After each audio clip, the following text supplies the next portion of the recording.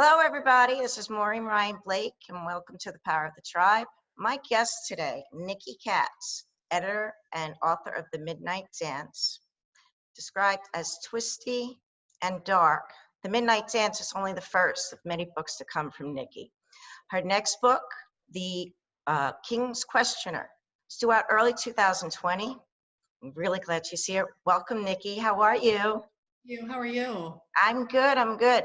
So tell us the road to becoming an author, and even a young adult author. That's just neat. So how'd you get here? Thank you so much, Maureen.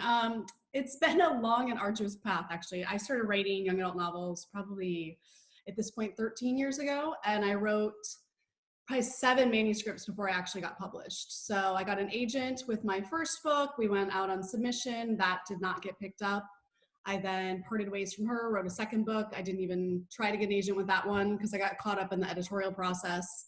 Then I went and wrote another one and another one and another one. And then halfway through a different book, started writing The Midnight Dance. And I got an agent. We went out on submission and she was unable to sell it.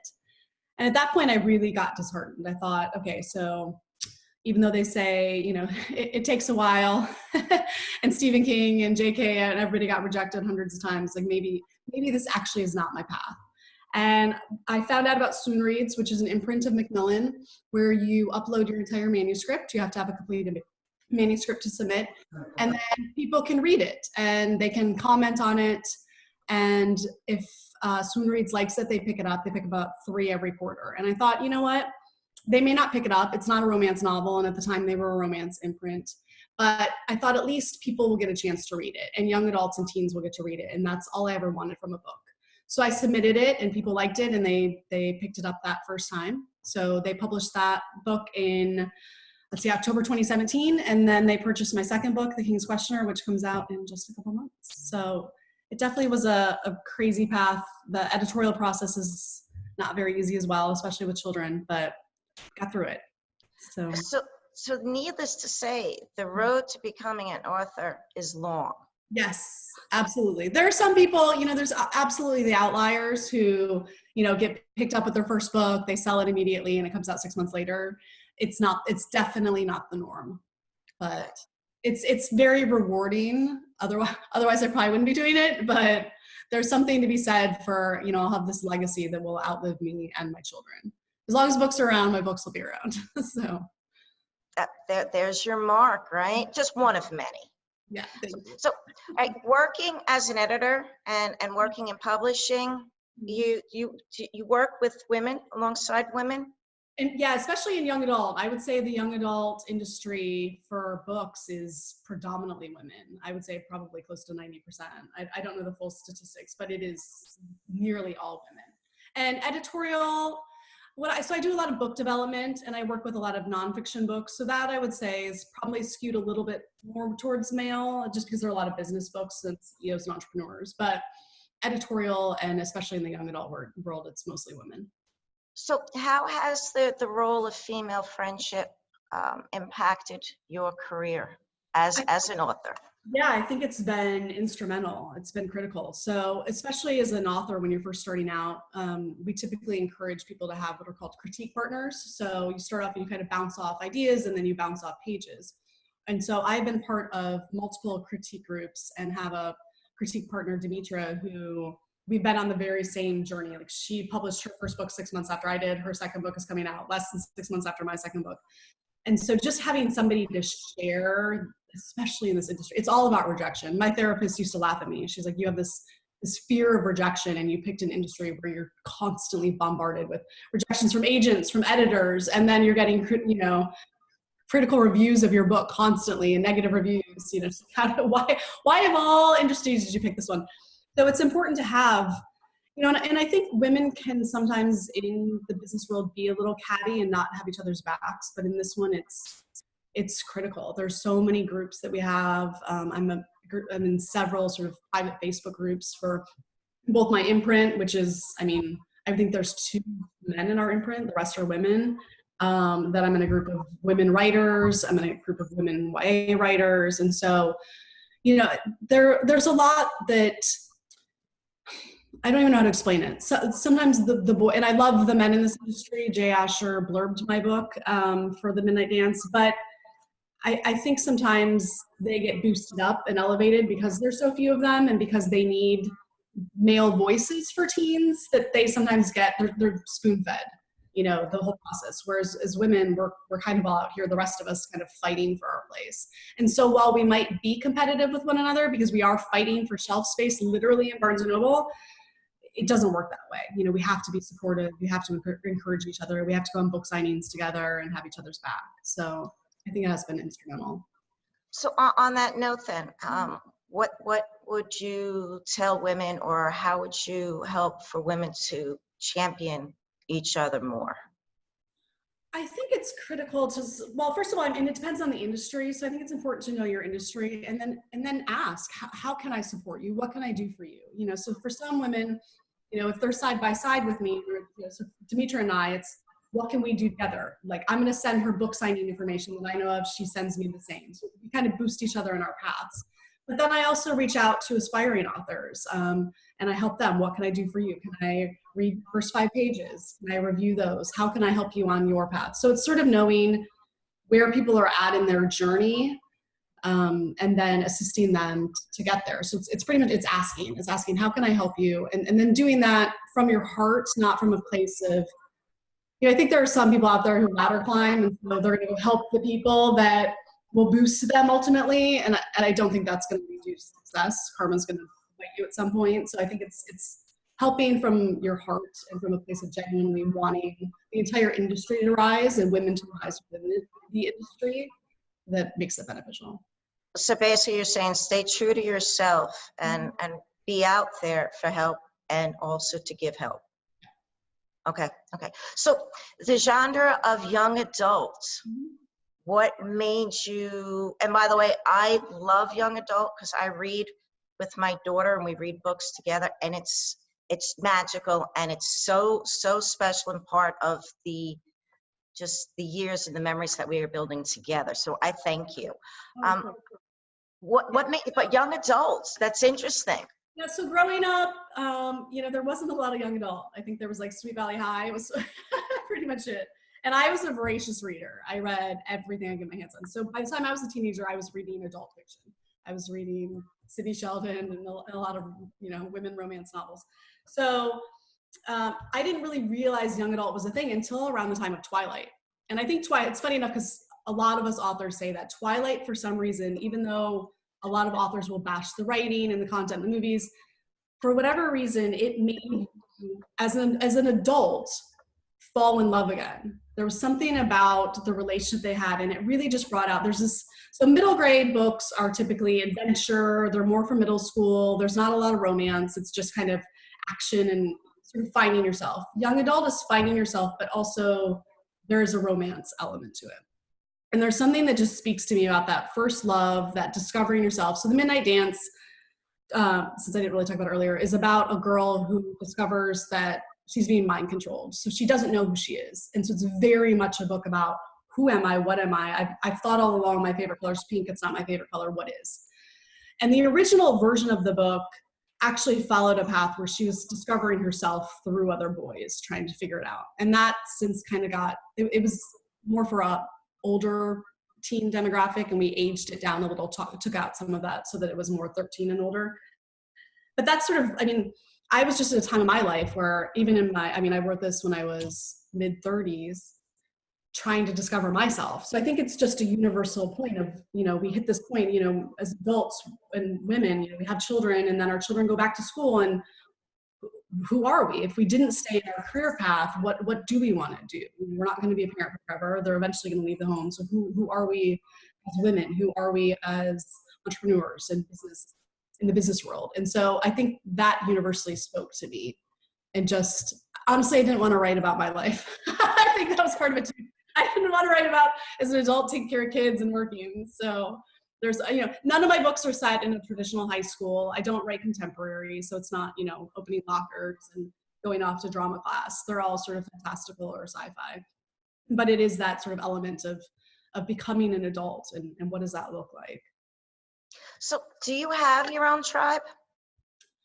I do. I actually have, it's interesting. I have multiple tribes. I have my parenting tribe, which you're a part of, you know, the mothers that I've met through my children and going off to school. So I definitely have that tribe, which interesting. Everybody is fascinating and has their own interests and very entrepreneurial. I think we're all in this group.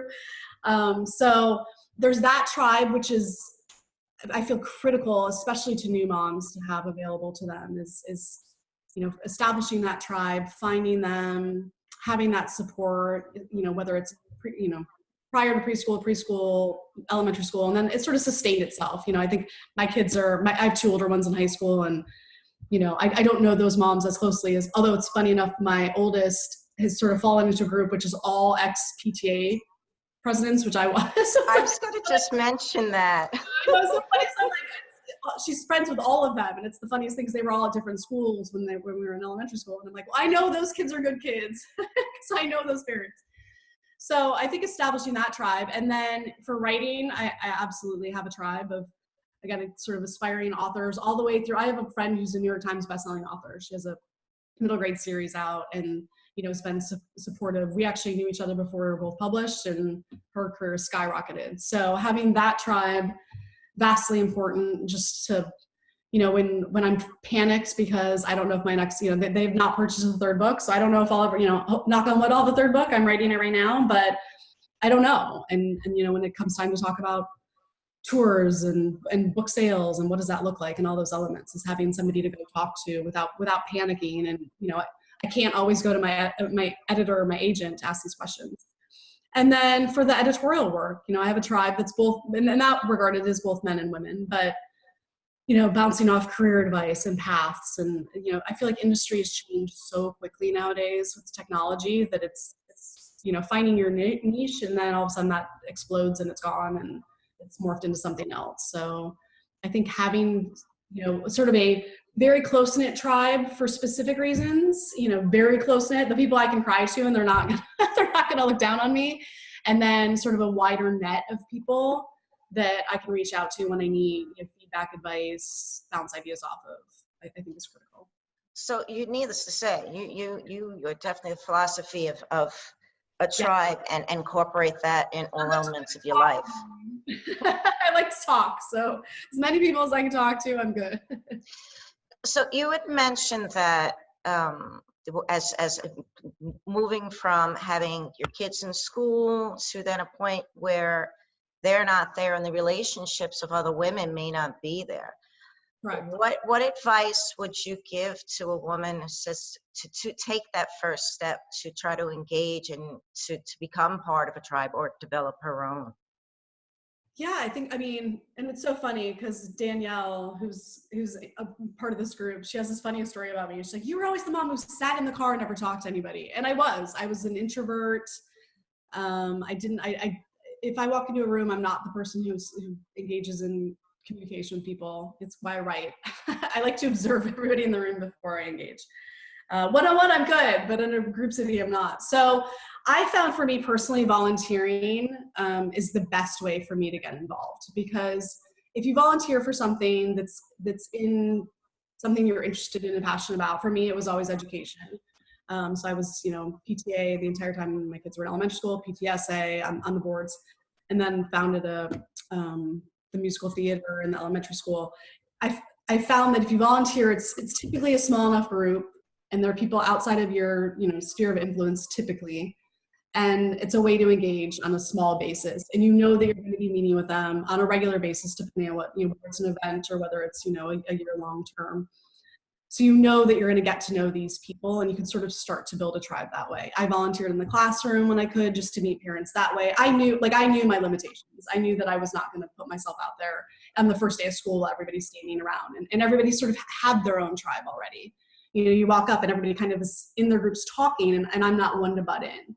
So I found volunteering to be an easy way to do that. And then in my industry, it was mostly these groups. It was reaching out. So I found my critique partners locally by joining a group called SCBWI, the Society of Children Book Writer and Illustrators, and went to those chapter meetings. And then we had sort of a breakout session where they did picture book, middle grade, and young adult. And so in the young adult setting, we had to read each other's pages, and there was 2 other women in the group, and we kind of had we were in very similar stages at the time.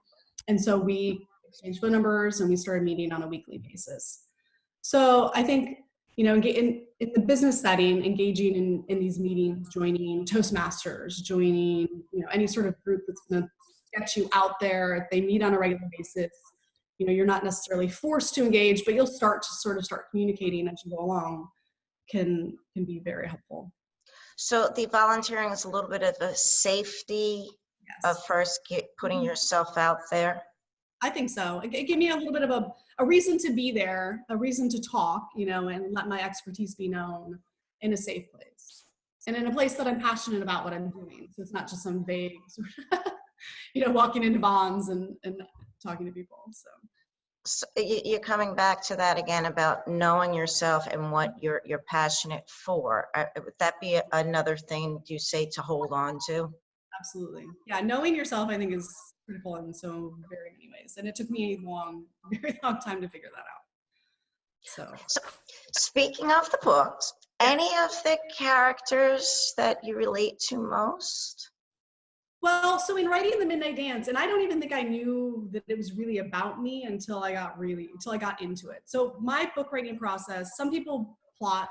I have a friend who he writes probably 10 pages of an Excel spreadsheet, line by line, like what's going to happen scene by scene. I can't do that. I do that, and then I'm like, the book's done. Can somebody else go write it? It sucks all the creativity out of the process for me. So for me, I start with sort of a vague sense of the book. I know where it's going to end, and I just start writing. And I write from page 1 till I'm done. And so I started this book so it started out as a Pinocchio retelling. I was halfway through writing another book, and I saw something with Pinocchio. I thought it was a commercial, but like me, I can't remember any commercial 7 years ago that was about Pinocchio. And I thought, okay, Pinocchio, live puppets, what would that look like? Why would they be live puppets? What would they do? And so I came up with the idea of these girls at this boarding school, 1800s Italy. And so at first it really did follow the arc of Pinocchio. And we've since changed a lot of that, or before it was published. But it was this thought of this girl finding out, and who am I? And it was really at this point in my marriage and as a parent where I didn't know who I was. And just in that path to discovery. So I very much identify with Penny, the main character of that book.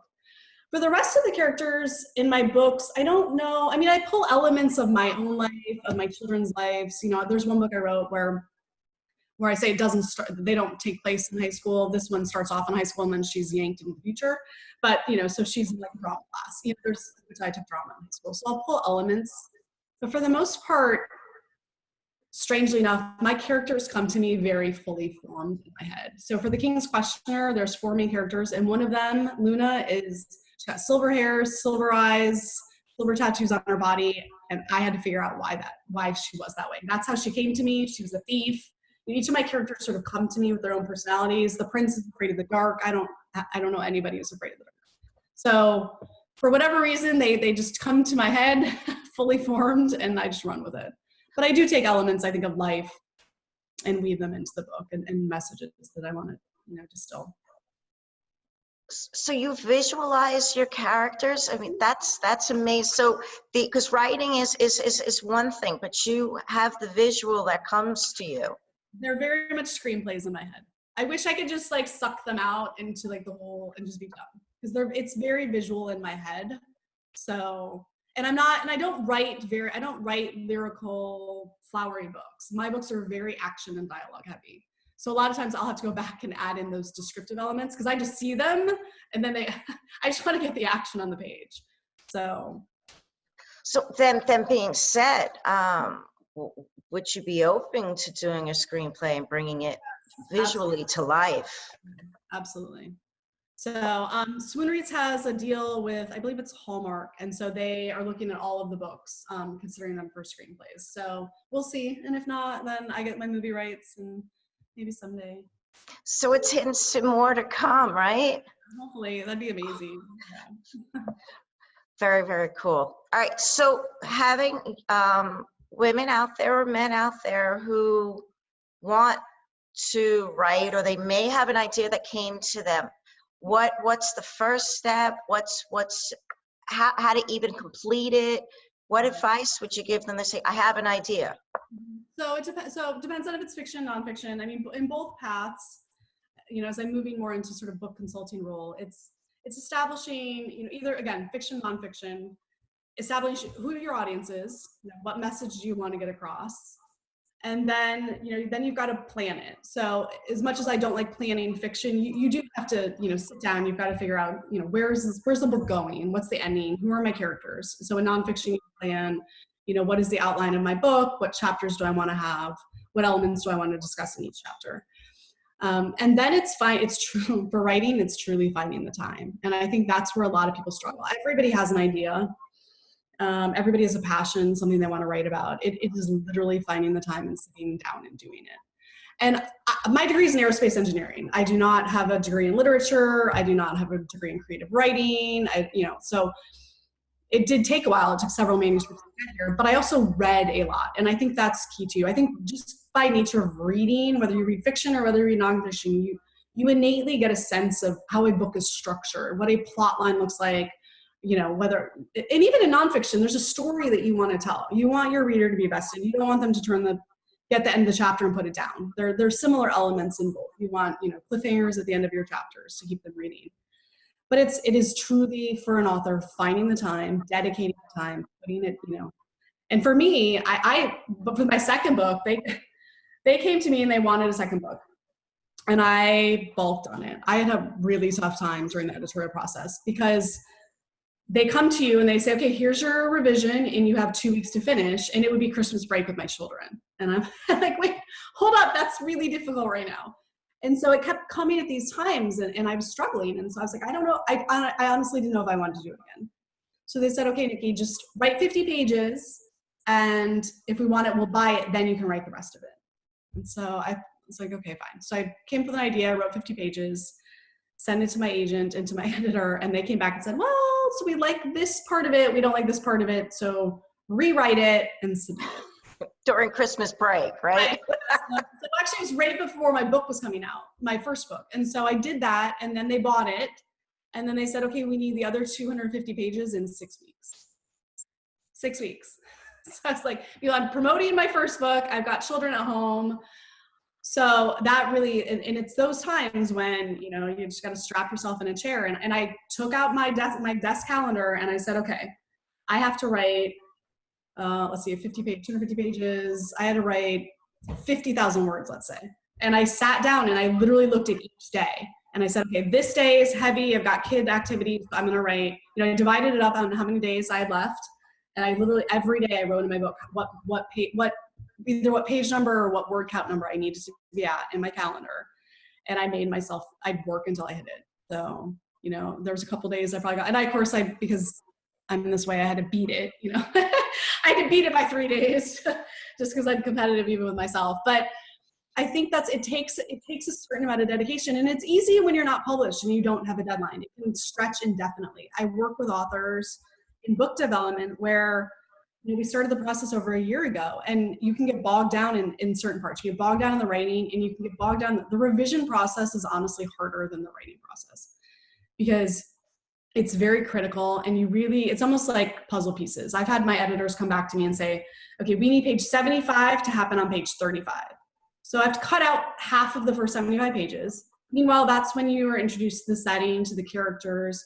And so now if you're not going to meet this character here because I took out this scene, well, when does she meet this character? And how do I fold that introduction back in? So it's all these puzzle pieces that I'm suddenly, you know, manipulating. And so the editorial process can really bog down people. And then it's hard. It's your baby, and you don't want to put your baby out in the world unless it's perfect. But you could revise forever. I pick up The Midnight Dance now in a reading, and I will, as I'm reading it out loud, I will change the words as I read it because my voice has changed. You know, the book was finished over 3 years ago, and the way I write has changed. And so it's never going to be done. I say done is better than perfect. Something's, you know, obviously you want your grammar and your comma usage and, you know, all of that to be as perfect as could be, but the book is never going to be perfect. And so, you know, my philosophy is you got to just cut ties and get it out there. So I think those are the elements. It's difficult, especially a first book.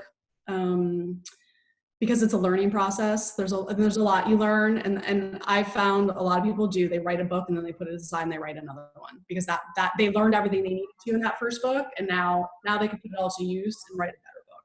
So I did it 6 times. I got the 7th one, so hopefully I learned a lot of lessons there. But do you carry a notebook with you?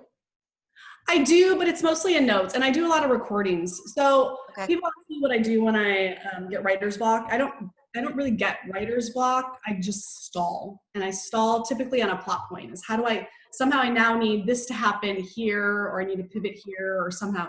And what I do is I get in my car and I drive, because it's the only time in my life that I can't get distracted by doing the dishes, doing the laundry, eating, doing something else, being on social media. So that's what I do is I get in the car and I drive. So yeah, that's kind of what I do. Okay, so what's next for Nikki Katz? So The King's Questioner comes out in January. I've got The Midnight Dance and Scholastic magazines right now, so that's still available for everybody. Working on my 3rd one. I'm halfway through it. It's a little bit of, so the other 2 are more fantasy. They take place in the past. This one takes place in the future. So it's a little bit of a diversion from the previous 2, but I'm really excited about it. So I've got to finish that. And then, I'm doing a lot of consulting, book development work with authors who want to write books, and starting this whole book consulting thing, which again is really just helping people sort of figure out what is the book they want to write, what's their audience, and then really pushing them to, again, sit down, get it done, and helping them through that process, and sort of giving feedback along the way. So you're an editor, but Yep. have you had besides your writing partner, have you shared the experience of bringing another writer forward, and what was this? Yeah, so editorially, I do a lot. I do more short form. So I've been managing editor for a couple websites for over 10 years. So it's more article driven than book driven. But for the book development side, I've done book development for over 15 authors. And that process was, I would sit down with them. They would have an idea for a book. I would sit down and do audio interviews with them to get all of the content from them. So we would sit down, we would flesh out what are the major points, what stories do you want to include? And then 2-hour blocks of interviews, I would get all the content. And then I would take the transcripts, help them write the entire book. And then we would go through revisions of the book. So it takes, it's 6 to 8 months typically to do that entire process. But helping them write it and then editing it for them. So I've done that over a dozen times. For Dawn. It still has to be so rewarding to bring someone to that. Yes. Absolutely. It's fun. And I've learned so much about, they're all nonfiction, but I've worked with people, legal books, business books, investing books, dating books, so I learned something every time that I sit down with somebody, and so it's great. It's great for me because, I get to learn about something new, and it's very rewarding to help them get to a point, where they have something that, just as much as I cherish my own books, that they've got something in print, that they can hand out and sell, and typically, that's something I do with them is what is your objective of the book? Is it to get speaking engagements? Is it to get more clients? What is your objective? And so we work through that. Just watching them fulfill those desires is very rewarding. So where can the audience find out more about you, and where your books are, and also when the King's Questioner, when it's coming out? So my website's nikkikatz.com, NIKKIKATZ. Social media, Instagram, I'm Nikki Katz. Facebook, Nikki Katz. Author, I think, is my public one. So yeah, pretty much there. I've got all the books for sale. Amazon, Barnes & Noble, anywhere online sells the Midnight Dance and has pre-orders up for the King's Questioner. So yeah, if it's anywhere. Okay, good. Listen, we'll have some links up for this. Thank you so much. Best wishes for the new book. I know that's and 3rd after that. I'm sure it's going to be fabulous. And we'll see you soon. Best wishes.